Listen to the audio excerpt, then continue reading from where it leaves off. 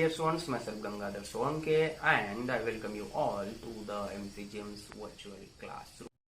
नमस्कार विद्यार्थी मित्रांनो, आज आपण आपल्या इयत्ता 9वीच्या मराठीचा म्हणजेच अक्षर भारतीचा अभ्यास करणार आहोत. अक्षर भारतीमधला पाठ आपण आज शिकणार आहोत आणि आजच्या आपल्या अक्षर भारतीच्या पाठाचं नाव आहे, जो आपण शिकणार आहोत, आभाळातल्या पाऊल वाटा.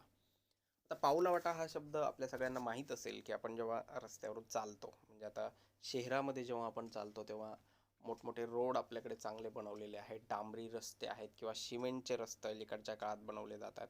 परंतु गावाला जेव्हा आपण जातो तेव्हा शेतामधून जाणारा रस्ता किंवा डोंगर माथ्यावरून जाणारा रस्ता एक अशी पाऊल वाट असते की ज्याच्यावरून आपण सगळे चालत असतो.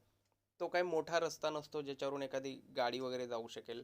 एक माणूस आणि जर जास्त माणसांना जायचं असेल तर एकामागे एक जाणारी अशी माणसं आपल्याला त्या पाऊल वाटेवरून जाताना दिसतात. तर अशी जी वाट असते, एक माणूस ज्या वाटेवरून जाऊ शकतो त्या वाटेला आपण पाऊल वाट असं म्हणतो. आणि अशा पाऊल वाटा आपल्याला जास्तीत जास्त करून ग्रामीण भागांमध्ये शेतामध्ये बघायला मिळतात.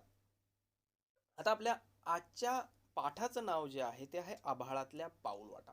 आता पाठाचं नाव वाचून आपल्यापैकी कोणीही जर वरती नजर केली आणि आकाशात बघायला सुरू केलं, आभाळात बघायला सुरू केलं, तर अशी कोणतीच वाट आपल्याला दिसत नाही आभाळामध्ये, आकाशामध्ये, की ज्या वाटेवर आपण चालू शकू.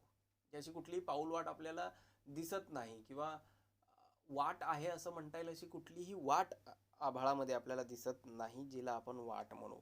पण मग नेमक्या कोणत्या पाऊल वाटेविषयी या पाठामध्ये आपल्याला बोलायचं आहे किंवा काय नेमकं अभ्यासायचं आहे ते या एका जे चित्र तुम्हाला मूव्हिंग इथे दिसतंय, एक GIF जे दिसतंय त्याच्यावरून कदाचित तुम्हाला अंदाज येऊ शकतो की आपण आभाळातल्या कोणत्या आणि कोणाच्या पाऊल वाटेविषयी बोलणार आहोत. पक्षी जे आहेत ते आभाळामध्ये उडत असतात आणि त्या पक्ष्यांची आपली एक ठरलेली वाट असते किंवा त्या वाटेवरून ते जात असतात. त्या वाटेला या ठिकाणी पाऊल वाटा म्हटलेला आहे. जसं माणसांच्या किंवा इतर प्राण्यांच्या ज्यांच्या त्यांच्या वाटा असतात आणि त्या वाटेवरून ते जात असतात, तसंच आभाळात सुद्धा वाटा असतात, रस्ते असतात आणि ते रस्ते पाखरांना माहीत असतात, त्यांच्या पाऊल खुणा. खरं म्हणजे आता आभाळातल्या पाऊल वाटा असं म्हटलेलं आहे. आणि आपण जेव्हा एखाद्या रस्त्यावरून जातो तेव्हा आपल्या पाऊल खुणा म्हणजे आपल्या पावलांचे ठसे त्या रस्त्यावर असतात किंवा इतर प्राण्यांचे ठसे सुद्धा आपल्याला जमिनीवर मिळतात. मग आकाशामध्ये अशा प्रकारचे ठसे आपल्याला दिसत आहेत का? कदाचित ते आपल्याला दिसत नसतील, पण पक्ष्यांना एकमेकांच्या काहीतरी सिग्नल्स असतील जे त्या त्या वाटेवरून त्यांना मिळतात. या सगळ्यांच्या विषयी, या सगळ्या संदर्भांच्या विषयी आपल्याला आजच्या पाठामध्ये बोलायचं आहे, आभाळातल्या पाऊलवाटा. बघूया नेमकं काय या पाठामध्ये आपल्याला अभ्यासायचं आहे. नैसर्गिक साधन संपत्तीने समृद्ध असलेल्या भारतात, नैसर्गिक साधन संपत्तीने, नॅचरल रिसोर्सेस हा जो शब्द आहे, नैसर्गिक साधन संपत्तीने समृद्ध असलेल्या भारतात प्राणी पक्षी यामधील वैविध्यही थक्क करणारे आहे. म्हणजे अनेक जातींचे, अनेक प्रजातींचे प्राणी आपल्याकडे आहेत, तेवढेच पक्षी आपल्याकडे वेगवेगळ्या जातींचे, त्या त्या जातींमधल्या प्रजातींचे आहेत. आणि त्या वैविध्याचा जर आपण अभ्यास करायला लागलो तर आपण थक्क होऊन जाऊ. एवढं मोठं प्राणी आणि पक्ष्यांचं वैविध्य आहे आणि निसर्गानं हे सगळं निर्माण केलेलं आहे. हे सगळं आश्चर्यजनक आहे. जर आपण ते अभ्यास करायला लागलो किंवा कधी आपण डिस्कवरी, नॅशनल जिओग्राफिक सारखं चॅनल बघितलं आणि त्याच्यावर एका एका प्राण्याविषयी, पक्ष्यांविषयी जर आपण बघायला लागलो तर आपल्याला प्रश्न पडतो की खरंच एवढं सगळं निसर्गामध्ये आहे आणि आपल्याला त्याविषयी काहीही माहिती नाही. भारतात, म्हणजे फक्त भारताचा जर आपण विचार केला तर पक्ष्यांच्या 1246 जाती आहेत. म्हणजे जसं आपण पोपट म्हणतो, जसं आपण कावळा म्हणतो, जसं आपण चिमणी म्हणतो, जसं आपण गाणं गाणारी कोकिळा असते, कोयल, अशा पक्ष्यांच्या एकूण 1246 जाती आहेत. आता आपल्यापैकी प्रत्येकाने जर माहीत करून घ्यायचा प्रयत्न केला की मला किती पक्षी माहीत आहेत, तर कदाचित 8 ते 10 नावं मी सांगू शकेल. तुम्हाला विचारलं तर तुम्हीही तेवढेच सांगू शकाल. एखादा फार फार अभ्यासू असेल, त्याला या विषयामध्ये जिज्ञासा असेल, आवड असेल, तर त्याला 15-20 माहीत असतील. पण अशा प्रकारे एकूण 1246 पक्ष्यांच्या जाती आहेत. पक्ष्यांच्या दुनियेतल्या अनेक आश्चर्यकारक गोष्टींपैकी, म्हणजे अनेक आश्चर्यकारक गोष्टी आहेत आणि त्यातली जी महत्त्वाची गोष्ट आहे आश्चर्यकारक, ती आहे स्थलांतर. स्थलांतर म्हणजे एका ठिकाणाहून दुसऱ्या ठिकाणी जाणे. आता आपण सगळे मुंबईत आलेलो आहोत. मी कामासाठी आलेलो आहे. तुमचे आईवडील सुद्धा मुंबईमध्ये काही काम करण्यासाठी आलेले असतील. म्हणजे आपण आपलं गाव सोडून इथपर्यंत आलेलो आहोत किंवा काही लोक मूळची इथलीही असतील. पण जेव्हा एखादा माणूस आपलं आपलं मूळ गाव सोडून दुसऱ्या एखाद्या ठिकाणी कामासाठी किंवा इतर काही कारणासाठी जातो, तेव्हा त्याला स्थलांतर म्हणतात. एका जागेवरून दुसऱ्या जागेवर जाणे. अशाच प्रकारचं स्थलांतर केवळ माणूस करत नाही, तर पक्षी सुद्धा करतात आणि प्राणी सुद्धा करतात. पण आजच्या आपल्या पाठामध्ये आपल्याला पक्ष्यांविषयी बोलायचं आहे.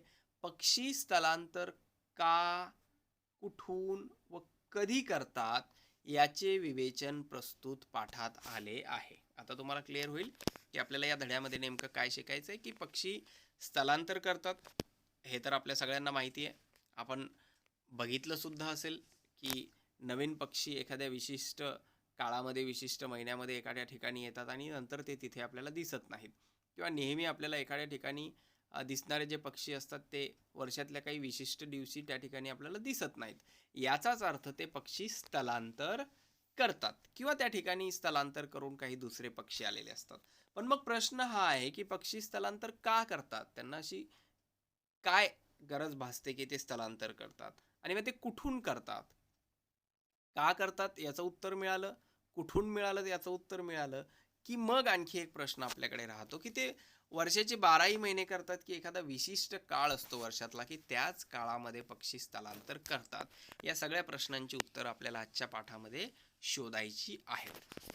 हा जो पाठ आहे तो आपली सृष्टी आपले धन या पुस्तकातून घेतला आहे. धन जर काय असेल तर आपली सृष्टी हेच आपलं धन आहे.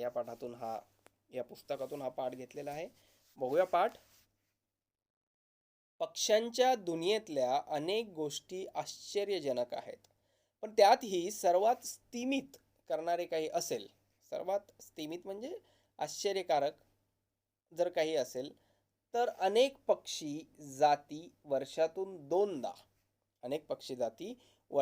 दोनदा करत असलेला हजारो मैलांचा प्रवास. बघा, काही 100 किलोमीटर म्हटलेलं नाहीये, 100 किंवा 200 किलोमीटर. तर काही पक्ष्यांच्या जाती ज्या आहेत त्या वर्षातून दोनदा हजारो किलोमीटरांचा प्रवास करतात. दोनदा म्हणजे एकदा यायचा, एकदा जायचा. भारतातल्या कोणत्याही सरोवराकडे हिवाळ्याच्या सुरुवातीला नजर टाकली, जे काही सरोवर असतील तुमच्या आजूबाजूला कुठे, आणि त्या सरोवराकडे जर आपण हिवाळ्याच्या सुरुवातीला नजर टाकली तर निरनिराळ्या जातींच्या बदकांनी पाणी अक्षरशः झाकलेले दिसते. म्हणजे एवढे बदकं त्या ठिकाणी आलेले असतात की आपल्याला पाणी सुद्धा दिसत नाही. मग हे पक्षी जर तुम्ही उन्हाळ्यात बघाल तर ती बदकं तिथे उन्हाळ्यात दिसत नाहीत, पावसाळ्यात बघाल तर ती बदकं तिथे दिसत नाहीत. मग ही बदकं नेमकी येतात कुठून आणि हिवाळा संपल्यानंतर जातात कुठे? हे पक्षी महिन्या 2 महिन्यांपूर्वी तर इथे नव्हते, एकदम हजारोंच्या संख्येने हे आले कुठून? हा महत्वाचा प्रश्न आहे. बघूया पुढे. युरोप आणि उत्तर आशियातून हजारो मैलांचा प्रवास करून बदकेच नव्हे तर इतरही असंख्य जातींचे पक्षी नियमितपणे हिवाळ्याच्या आरंभी येऊ लागतात. बघा ते कुठून येतात? युरोपमधून आणि उत्तर आशियातून. किती किलोमीटरचा प्रवास आहे हा? हजारो मैलांचा प्रवास आहे. तो प्रवास करून ती बदके इथपर्यंत येतात. भारतात येणारे श्वेत बलाक, बघा हे तुम्हाला चित्रामध्ये दिसत आहे, श्वेत बलाक जर्मनीतून येतात. कुठून येतात? जर्मनी या देशातून. तर बदकांच्या काही जाती सायबेरियातून. कुठून येतात? सायबेरियातून. बलाकांच्या स्थलांतराविषयी कालिदासाच्या वाङ्मयात उल्लेख आढळतात. कालिदास हे जे साहित्यिक आहेत त्यांचं जे साहित्य आहे, वाङ्मय आहे, त्या वाङ्मयामध्ये सुद्धा आपल्याला या बलकांच्या स्थलांतराविषयी वाचायला मिळतं. आता केवळ बदकच नव्हे तर हंस हा जो पक्षी आहे तो सुद्धा पावसाळ्यात दिसत नाहीत अशी वर्णने प्राचीन वाङ्मयात आहेत. मात्र या काळात हे पक्षी नक्की कुठे जातात याची मात्र माहिती दिसत नाही. म्हणजे ते येतात आणि आलेले आपल्याला दिसतात, परंतु जेव्हा ते नसतात तेव्हा ते कुठे जातात याची माहिती उपलब्ध नाही. आता याच्या उलट जसं युरोपमधून आपल्याकडे येत आहेत तसं तिकडे काय होतंय बघा, की युरोपमध्ये अनेक पक्षी हिवाळ्यात दिसेनासे होतात याची जाणीव होती, पण ते नक्की काय करतात हे कुणालाच माहित नव्हतं. अनेकांच्या समजुतीप्रमाणे बर्फ पडू लागण्यापूर्वी, म्हणजे तिकडे बर्फ पडायला सुरुवात होण्यापूर्वी हे पक्षी बेडूक, खवलेकरी अथवा काही सस्तन प्राण्यांप्रमाणे चिखलात अथवा कपारीत गाडून घेऊन प्रदीर्घ हिवाळी झोप काढत असले पाहिजेत.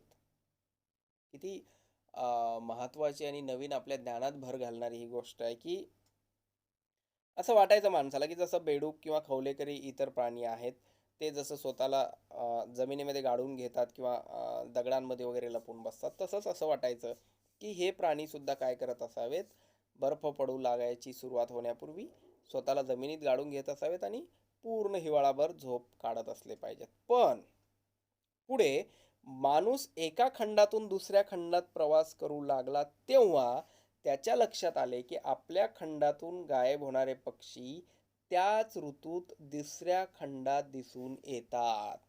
म्हणजे माणसाचं स्थलांतर होण्यापूर्वी किंवा माणसाने एका ठिकाणाहून दुसऱ्या ठिकाणी जाण्यापूर्वीच पक्षी अशा प्रकारचं स्थलांतर करत होते आणि स्थलांतर करत आहेत. तोपर्यंत तिथल्या माणसांना असं वाटायचं, की कदाचित हे पक्षी पूर्ण हिवाळाभर छान झोप काढत असावेत. परंतु जेव्हा तिकडचा एक माणूस इकडं आला असेल, इकडचा एखादा माणूस तिकडा गेला असेल, तेव्हा त्यांच्या असं लक्षात आलं, की जेव्हा तिथे हे पक्षी दिसत नाहीत तेव्हा ते कुठे असतात, इथे असतात. अशा प्रकारचा हजारो मैलांचा प्रवास हे पक्षी त्या एका विशिष्ट ऋतूमध्ये करतात.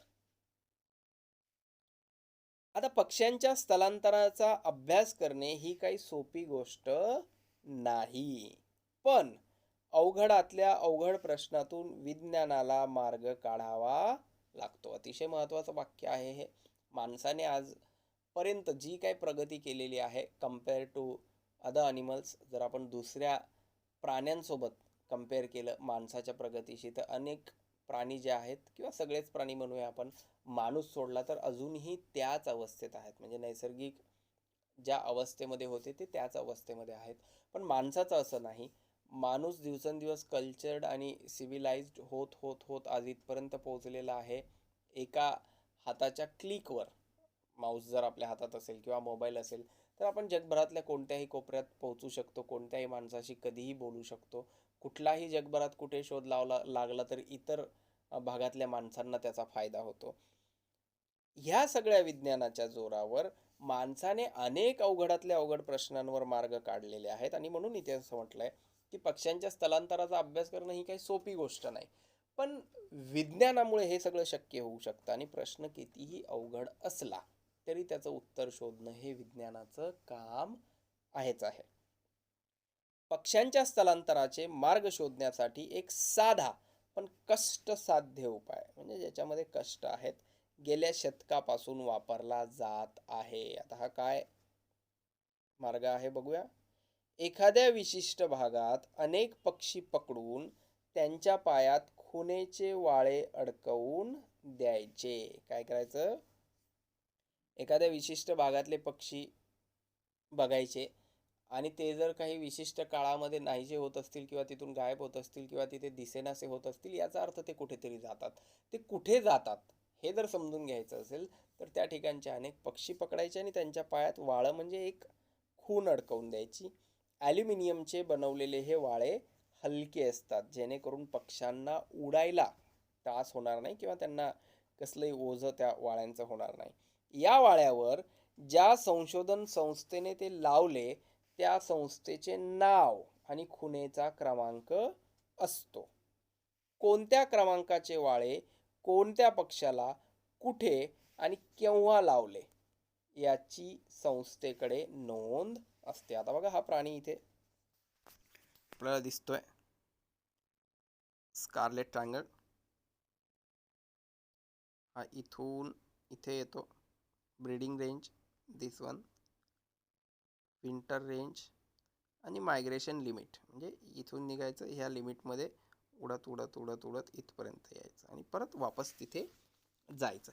आता हे प्राणी इथून जाताना जर यांच्या पायामध्ये अशा प्रकारचं वाळं ॲल्युमिनियमचं लावलेलं असेल, अडकवलेलं असेल, तर इथल्या लोकांना हे कळणार की हे पक्षी कुठून आलेले आहेत आणि त्यामुळे पक्ष्यांच्या स्थलांतराचा अभ्यास करणं सोपं जाणार. पक्ष्यांच्या स्थलांतराविषयी निष्कर्ष काढणं किंवा वैज्ञानिक स्वरूपाची माहिती गोळा करणं महत्त्वाचं ठरणार. वाळे अडकवलेले हे पक्षी पुन्हा मोकळे सोडले जातात. एखादा वाळे असलेला पक्षी जिवंत अथवा मृत ज्याला सापडेल त्याने त्या संस्थेला कळवावे अशी अपेक्षा असते. आता ते अनेक पक्षी पकडल्यानंतर त्यांच्या पायात ॲल्युमिनियमचे वाळे बांधल्यानंतर त्यांना पकडून ठेवलं जात नाही, तर त्यांना सोडून दिलं जातं. आणि जेव्हा हे पक्षी जिवंत किंवा मृत अवस्थेत ज्या कोणा व्यक्तीला जिथे कुठे सापडतात, त्या व्यक्तीने त्या संस्थेला त्या पक्षाबद्दल माहिती द्यायची असते. त्यामुळे काय होतं की त्या संस्थेला हे कळतं की आपल्या भागातला हा पक्षी या ठिकाणी गेलेला आहे. आता जेवढ्या पक्ष्यांना ही वाळी लावलेली आहेत किंवा या खुणा केलेल्या आहेत, ते सगळे पक्षी किंवा त्या सगळ्या वाळ्यांची माहिती परत मिळतेच असं नाही.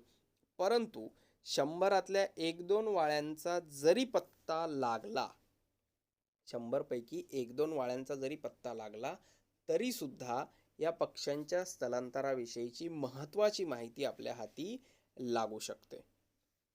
केरळात वाळे लावलेले परीट पक्षी, केरळात वाळे लावलेले परीट पक्षी काबूल, अफगाणिस्तान, वायव्य पाकिस्तान या भागात सापडले आहेत. म्हणजे केरळातले हे पक्षी स्थलांतर करून कुठपर्यंत जात आहेत? अफगाणिस्तानपर्यंत जात आहेत, काबूलमध्ये जात आहेत, वायव्य पाकिस्तानमध्ये सुद्धा जात आहेत. केरळातलाच एक रानपरीट, हा जो इथे तुम्हाला स्क्रीनवर दिसतोय, फॉरेस्ट वॅक्टेल, ब्रह्मदेशात सापडला आहे. म्हणजे केरळामध्ये या पक्ष्याच्या पायामध्ये ॲल्युमिनियमचं ते वाळं बांधलं असणार आणि त्या वाळ्यावरून तिकडच्या लोकांना जेव्हा हा पक्षी सापडला तेव्हा असं लक्षात आलं की हा पक्षी केरळातल्या या संस्थेचा आहे. जर्मनीत वाळे लावलेला बलाक बिकानेरमध्ये सापडला आहे. म्हणजे केरळातले जे पक्षी आहेत ते कुठेपर्यंत जात आहेत? काबूलमध्ये, अफगाणिस्तानमध्ये, वायव्य पाकिस्तानमध्ये. तसंच रानपरीट ब्रह्मदेशात सापडलेला आहे आणि जर्मनीमध्ये वाळे लावलेला एक बलाक जो आहे तो बिकानेरमध्ये सापडला आहे. म्हणजे हे पक्षी केवळ एका देशातून दुसऱ्या देशात जात नाहीये, तर हे एका खंडातून दुसऱ्या खंडात सुद्धा जात आहेत. याचाच अर्थ हजारो मैलांचा प्रवास जो आहे तो हे पक्षी करतात. आता मुख्य प्रश्न जो आहे तो हा राहतो की हे पक्षी एवढ्या मोठ्या प्रमाणावर आणि एवढं मोठं अंतर का कापतात किंवा हे स्थलांतर का होतं?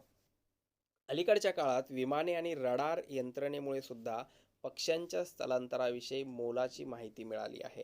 तरी सुद्धा पक्ष्यांच्या या गूढ सवयी संबंधीची कित्येक रहस्ये अद्याप उकललेली नाहीत. कारण एकतर पक्षी एवढा छोटा असतो, एवढासा त्याचा जीव असतो आणि एवढा हजारो मैलांचा प्रवास करत करत एका ठिकाणी येणं आणि परत तिथून आपण जिथून आलो आहोत तिथं जाणं ही साधी सोपी आणि वाटते तितकी सरळ गोष्ट नाही. पक्ष्यांच्या स्थलांतराचे अनेक प्रकार पाडता येतील. आता जसं आपल्याला एका ठिकाणाहून दुसऱ्या ठिकाणी जायचं असतं, मुंबईतून जर आपल्याला आपल्या गावी जायचं आहे आणि आपलं गाव खूप दूर असेल तर आपण बसने, कारने, ट्रेनने, प्लेनने या साधनांचा वापर करून जात असतो. पण या छोट्या छोट्या पक्ष्यांना मात्र अशा प्रकारची कोणतीही सुविधा उपलब्ध नसताना केवळ उडत उडत एका ठिकाणाहून दुसऱ्या ठिकाणी हजारो किलोमीटरचा प्रवास करत येणं ही साधी गोष्ट नाही. मग हे का करतात पक्षी आणि करत असताना त्याचे प्रकार काय काय आहेत? हिमालयासारख्या पर्वतरांगांमध्ये राहणारे पक्षी थंडीत खाली दरीत अथवा सखल भागात उतरतात आणि उन्हाळ्यात परत वर सरकतात. त्यांचा एकूण प्रवास काही किलोमीटरचाच असतो. अनेकदा दुष्काळ, महापूर अथवा बर्फवृष्टीमुळे एखाद्या प्रांतात अन्न मिळेनासे झाले की पक्षी तो प्रांत सोडून तात्पुरते दुसरीकडे जातात. इथे हा तात्पुरते शब्द अतिशय महत्त्वाचा आहे. कसलीही नैसर्गिक परिस्थिती ओढावली जेणेकरून त्यांना तिथे खायला अन्न मिळत नाही, अशा वेळी ते पक्षी तो भाग काही काळासाठी सोडून दुसऱ्या भागात जातात. मुळात अन्नाचे दुर्भिक्ष्य हीच स्थलांतरामागची मूळ प्रेरणा आहे. विशिष्ट ऋतूमध्ये त्या पक्ष्यांना तिथे अन्न मिळत नसल्यामुळे ते पक्षी एका ठिकाणाहून दुसऱ्या ठिकाणी हजारो मैलांचा प्रवास करत करत जातात. पक्ष्यांना थंडी वाऱ्याची फारशी काळजी नसते. अन्नाचा पुरेसा पुरवठा असेल तर पक्षी बर्फाळ प्रांतातही व्यवस्थित जगू शकतात, कारण त्यांना थंडी वाऱ्याचा त्रास होत नाही किंवा फारशी काळजी त्यांना नसते असं आपल्याला या ठिकाणी दिलेलं आहे. एरवी 2 ते 5 हजार मीटर, किती, 2 ते 5 हजार मीटर उंचीपर्यंत सापडणारे हिमकाक पक्षी एव्हरेस्ट चढणाऱ्या गिर्यारोहकांच्या मागे मागे 8,500 मीटर म्हणजे सुमारे 27,000 फुटांपर्यंत आल्याची नोंद आहे. एवढ्या उंचीवर या पक्ष्यांना बर्फ, थंडी आणि हवेची कमी होत जाणारी घनता याचा कोणत्याही प्रकारे त्रास होत असलेला दिसत नाही. हिवाळ्यात पक्षी दक्षिणेकडे स्थलांतर करतात, ते थंडीमुळे नाही तर बर्फ पडून अन्न शोधणे कठीण झाल्यामुळे. म्हणजे या पक्ष्यांनी अन्न शोधण्याचा स्वतःचा मार्ग स्वतः शोधून काढलेला आहे. जसं माणूस स्थलांतर करतो कामासाठी, जसं माणूस स्थलांतर करतो आपलं पोट भरण्यासाठी, जसं माणूस स्थलांतर करतो काही नैसर्गिक आपत्ती आल्यावर त्या ठिकाणी राहून अन्न मिळेनासं झाल्यामुळे, अगदी तसंच हे पक्षीसुद्धा अन्नाच्या शोधात एका ठिकाणाहून दुसऱ्या ठिकाणी स्थलांतर करतात. आणि हे स्थलांतर करत असताना हे पक्षी हजारो मैलांचा प्रवास करतात, परंतु स्थलांतर केल्यानंतर जिथे गेले तिथेच ते राहत नाहीत, तर ऋतूमध्ये बदल झाल्यानंतर परत आपल्या मूळ ठिकाणी येतात. अनेक पक्षी असे आहेत की जे बर्फ पडायला लागण्याच्या बरेच आधी अन्न अद्यापी भरपूर उपलब्ध असतानाच आपल्या दक्षिण यात्रेला सुरुवात करतात. आता हे बर्फ पडल्यावर स्थलांतर करणार असतात, पण त्यातले बरेचसे पक्षी असे असतात की जे आधीच तयारी करायला लागतात. अन्न भरपूर उपलब्ध आहे, बर्फ पडायला अजून वेळ आहे, तरी सुद्धा ते यात्रेला सुरुवात करतात. हे पक्षी स्थलांतरासाठी अन्नाच्या तुटवड्याची वाट पाहत बसत नाहीत. आपण म्हणतो ना की तहान लागल्यावर विहीर खोदणे. जेव्हा तहान लागली तेव्हा विहीर खोदत आपण बसलो तर आपल्याला पाणी मिळणार नाही किंवा ते पाणी मिळेपर्यंत आपलं काय होईल ते आपण सांगू शकत नाही. अगदी तसंच अन्नाचा तुटवडा होणार आणि आपण मग निघणार असं हे पक्षी करत बसत नाहीत. त्यांना हे माहीत असतं की ह्या काळामध्ये इथे अन्नाचा तुटवडा होणार आहे, आणि म्हणून बर्फ पडायला सुरुवात जरी झाली नसली आणि अन्नाचा तुटवडा जरी नसला तरी आपल्या ठरलेल्या त्या त्या ऋतूच्या काळामध्ये हे पक्षी काय करतात, आपल्या स्थलांतराला सुरुवात करतात. सूर्य दक्षिणेकडे झुकू लागला की त्यांचे मन जणू उचल खाते, दक्षिणेची ओढ लागते, आतील अस्वस्थता वाढते. एका जातीचे अनेक पक्षी एकत्र येतात आणि ठराविक मुहूर्ताला प्रयाण करतात. जसं बघा, आपण सुद्धा एखाद्या पिकनिकला जायचं असतं आणि 4 ठिकाणाहून येणारे 4 लोक असतील तर ते एका ठिकाणी जमतात आणि मग ठरवतात, प्लॅन करतात आणि मग निघतात. अगदी तसंच एका जातीचे पक्षी, म्हणजे चिमणी असेल तर चिमणीच, बदक असेल तर बदक, कावळा असेल तर कावळा, हे मी उदाहरणासाठी सांगतोय. चिमणी, कावळा हे पक्षी तेवढं स्थलांतर करत नाहीत. आणि मग हे सगळे पक्षी एकत्र येतात आणि ठराविक मुहूर्ताला प्रयाण करतात, सगळे सोबत. या पक्ष्यांच्या बाबतीत स्थलांतराचा आता अन्नाशी संबंध उरला नसून, म्हणजे तिथे अन्न असलं तरीही विशिष्ट ऋतूत ठराविक दिशेने झेप घेणे हा एक धार्मिक विधी असल्यासारखा त्यांच्या जीवनाचाच एक भाग झाला आहे. म्हणजे स्थलांतर करण्यापासून त्या विशिष्ट ऋतूमध्ये ते आता स्वतःला रोखू शकत नाहीत, कारण तो त्यांच्या जगण्याचा एक भाग झालेला आहे. परतीच्या प्रवासाचेही तसेच. वसंतगमन जेव्हा सुरू होतं, सगळेच पक्षी अनामिक ओढीने आपल्या उत्तरेतल्या घरांकडे निघतात. तर अशा प्रकारे पक्ष्यांचं हे जे स्थलांतर आहे हा अभ्यासाचा विषय आहे. विज्ञानाच्या दृष्टीने आणखी काम होणं याच्यामध्ये गरजेचं आहे, परंतु अशा प्रकारचे सरोवर जर तुमच्या आजूबाजूला कुठे असतील आणि अशा प्रकारचे पक्षी जर विशिष्ट ऋतूमध्ये तिथे येत असतील तर तुम्ही सुद्धा त्याचा अभ्यास केला पाहिजे, त्याच्यावर काहीतरी लिहिलं पाहिजे किंवा त्यांचे फोटो काढून त्यांच्याविषयीची माहिती जमा केली पाहिजे. आता या पाठावर आधारित काही प्रश्न आहेत आपल्या पुस्तकामध्ये दिलेले. पाठ आपण शिकलेलो आहोत, त्या आधारावर तुम्हाला या प्रश्नांची उत्तरं तुमच्या पुस्तकामध्ये वहीमध्ये लिहायची. पक्षी स्थलांतराच्या अभ्यासाचे वाळे अडकवण्याच्या पद्धतीचा घटनाक्रम लिहा. म्हणजे पहिले पक्ष्याला पकडलं जातं, मग तो वाळा बांधला जातो, हा जो क्रम आहे तो. पक्ष्यांच्या स्थलांतराची वैशिष्ट्ये लिहा. स्थलांतर करणाऱ्या वेगवेगळ्या जातीतील पक्ष्यांचे साम्य घटक लिहा. म्हणजे का ते स्थलांतर करतायत किंवा काय त्यांच्यामध्ये सिमिलॅरिटी आहे, फरक स्पष्ट करायचा आहे. दक्षिणेतलं हवामान कसं असतं आणि उत्तरेतलं हवामान कसं असतं, या प्रश्नांची उत्तरं पाठ तुम्हाला समजलाय. परत एकदा वाचून ह्या प्रश्नांची उत्तरं शोधायचा प्रयत्न करा. Please subscribe the channel and press bell icon to get notifications. So my dear students, this is all for today. Thank you very much. Stay home, stay safe, take care.